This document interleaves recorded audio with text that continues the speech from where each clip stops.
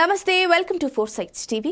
Pending లో ఉన్న స్కాలర్షిప్లు ఫీజు రియంబర్స్మెంట్ మొత్తాలను ప్రభుత్వం వెంటనే విడుదల చేయాలని డిమాండ్ చేస్తూ ఏబీవీపీ ఆధ్వర్యంలో విద్యార్థులు మహబూబ్ నగర్లోని తెలంగాణ చౌరస్తాలో ధర్నా చేపట్టారు. గత ప్రభుత్వంలాగానే కొత్త ప్రభుత్వం విద్యారంగాన్ని చిన్నచూపు చూస్తోందని ఆందోళనకారులు ఆరోపించారు.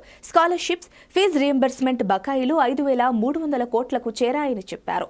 కాంగ్రెస్ ప్రభుత్వం ఈ మొత్తాన్ని ఇప్పటికైనా విడుదల చేయాలని, లేని పక్షంలో రాష్ట్ర వ్యాప్తంగా ఉద్యమం చేపడతామంటున్న ఏబీవీపీ నాయకులతో ఫోర్ సైట్స్ టీవీ ప్రతినిధి చందు ఫేస్ టు ఫేస్.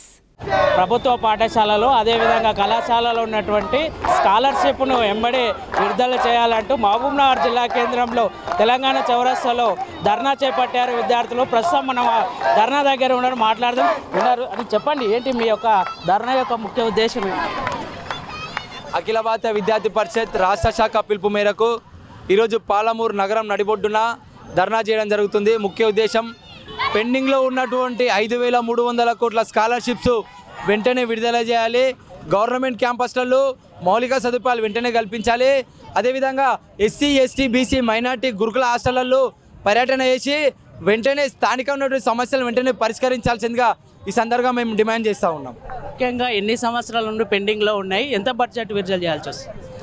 గత సంవత్సరంతో పోల్చుకుంటే గత సంవత్సరం కేసీఆర్ ప్రభుత్వం ఏదైతే విద్యాశాఖకు ద్రోహం చేసిందో ఈ సంవత్సరం ఈ రాష్ట్ర ప్రభుత్వంగా అదే ద్రోహం చేస్తాం మేము భావిస్తాను. ఎందుకంటే నిన్నగాక మొన్న బడ్జెట్ సమావేశాల్లో విద్యకు 30% నిధులు కేటాయించిన రాష్ట్ర ప్రభుత్వం అతి తక్కువ నిధులు కేటాయించడం చాలా దౌర్భాగ్యకరం. అదేవిధంగా విద్యకు ఫస్ట్ ప్రిఫరెన్స్ ఇస్తా చెప్పింది కదా మన రాష్ట్ర ప్రభుత్వం, విద్యకు వైద్యానికి ఈ ఏదైతే హామీలు ఇచ్చిందో హామీలను వెంటనే నెరవేర్చాల్సిందిగా గ్రూప్ 1 నోటిఫికేషన్ చూసుకుంటే గ్రూప్ 1 నోటిఫికేషన్లో కూడా పోస్టులు పెంచుతాను ఒక హామీ ఇచ్చింది. వెంటనే గ్రూప్ 1 నోటిఫికేషన్ కూడా పోస్టులను భర్తీ చేసి రిలీజ్ చేయాల్సిందిగా మేము ఈ సందర్భంగా రాష్ట్ర ప్రభుత్వాన్ని కోరుతా ఉన్నాం. అదేవిధంగా కొంతమంది విద్యార్థులు కూడా ఉన్నారు, మాట్లాడదాం. చెప్పండి మా ఇండియాలోకి వెళ్ళి పెండింగ్లో ఉన్నాయి మీ స్కాలర్షిప్స్? మాకైతే 3 ఇయర్స్ నుంచి అసలు స్కాలర్షిపే పడట్లేదు. ఫస్ట్ ఇయర్ సెకండ్ ఇయర్ మేము పూర్తిగా ఆధారపడ్డది స్కాలర్షిప్ మీదనే.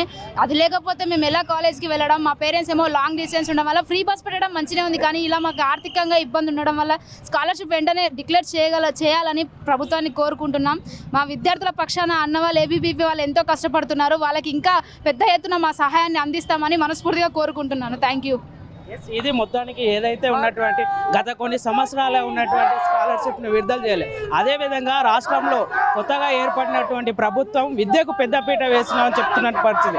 అది ఆ పరిస్థితిలో భాగంగానే విద్యకు మంచి మద్దతు ఇచ్చి ఖచ్చితంగా పెండింగ్లో ఉన్నటువంటి స్కాలర్షిప్ను విడుదల చేయాలని వారు విజ్ఞప్తి చేస్తున్నారు.